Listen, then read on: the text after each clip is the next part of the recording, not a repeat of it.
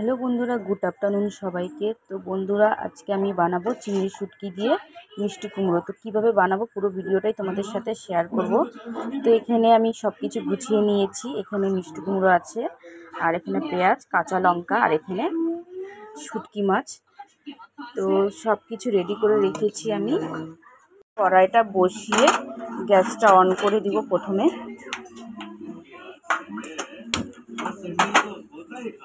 তো কড়াই গরম হয়ে গেছে, তো আমি এখন পরিমাণ মতো সর্ষের তেল দিয়ে দিব।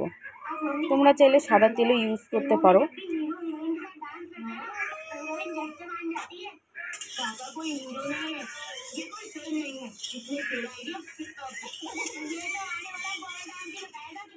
তেল গরম হয়ে গেছে, তো আমি একটু হলুদ দিয়ে দিব, তাহলে কি ছিটবে না। তো আমি এখন চিংড়ি শুটকিগুলো ছেড়ে দিব। ছেড়ে ভালো করে নাড়াচাড়া করে হালকা লাল হয়ে আসলে নামিয়ে দিব। বন্ধুরা, শুটকি মাছ ভাজা হয়ে গেছে লাল লাল করে। তো এখন আমি এটা নামিয়ে নিব।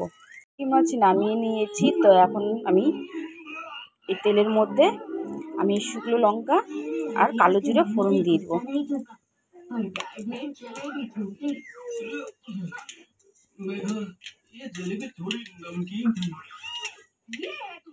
আমি এখন সামান্য একটু হলুদ দিব। হলুদ দিয়ে তারপর পেঁয়াজগুলো ছেড়ে দেব।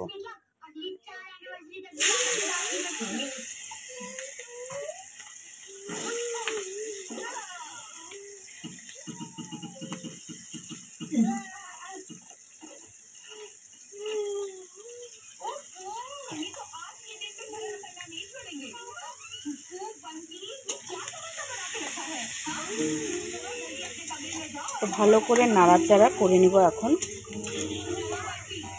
পেঁয়াজটা ভাজা ভাজা হয়ে গেলে হালকা, তারপর আমি মিষ্টি কুমড়োগুলো ছেড়ে দেব।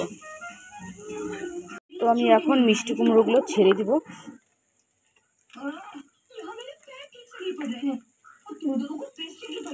ছেড়ে দিয়েছি। তো এখন কাঁচা লঙ্কা,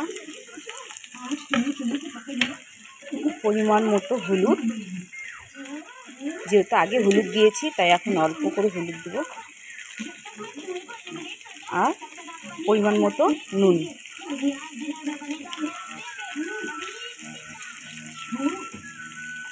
তো সব কিছু দেওয়া হয়ে গেছে। তো এখন আমি ভালো করে নাড়াচাড়া করব।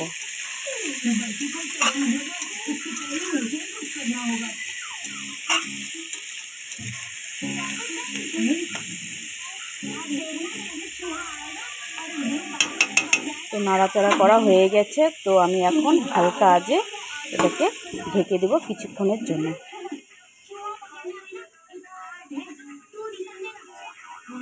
তো এখন আমি ঢাকনাটা সরিয়ে দেব।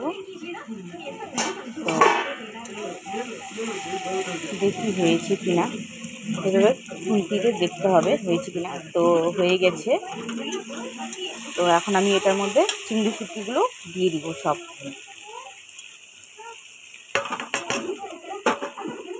দিয়ে তারপর ভালো করে নাড়াচাড়া করে হালকা হালকা লাল ভাজা হয়ে আসলে নামিয়ে দেব। এই রেসিপিটা গরম ভাতের সাথে কিন্তু দারুণ লাগে খেতে। তোমরাও কিন্তু একবার ট্রাই করে দেখতে পারো, আশা করি ভালো লাগবে তোমাদেরও।